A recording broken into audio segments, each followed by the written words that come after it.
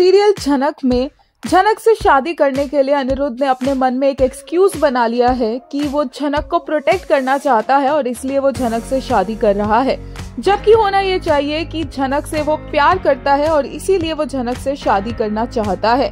फिलहाल के लिए तो दिखाया गया कि कैसे झनक ये शादी करना चाहती है अनिरुद्ध को प्रोटेक्ट करने के लिए, उसकी जान बचाने के लिए, क्योंकि उसे लगता है कि अनिरुद्ध के पास बहुत कम वक्त है।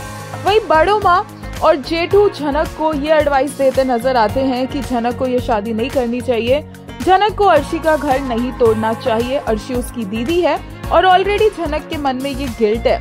ये जो शादी की बात उठी है और ये जिस शादी की तरफ ये जाने वाले हैं, उस शादी के जो रीजंस है दोनों के मन में, वो बिल्कुल भी एग्जैक्ट वो रीजन नहीं है जो वो मीन करते हैं, जो कि एक्चुअल में ये रीजन होना चाहिए था कि वो दोनों एक दूसरे को प्यार करते हैं, जो कि वो करते हैं। लेकिन इस प्यार की वजह से उनकी ये शादी हो रही है या नहीं, ये बहुत बड़ा सवाल है।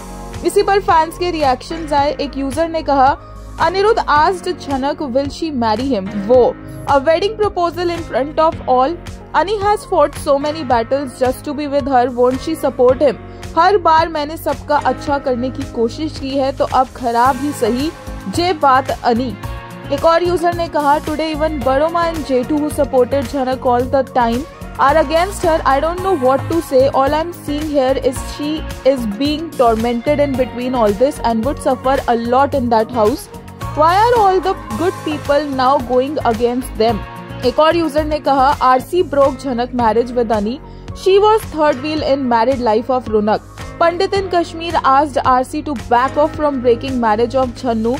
तब तो सब एक्सेप्टेबल था जेठू बड़ूमा थामी को। अब सब ऐसे बाउंस कर रहे हैं जैसे छनु पर as if she broke Pavitra live in.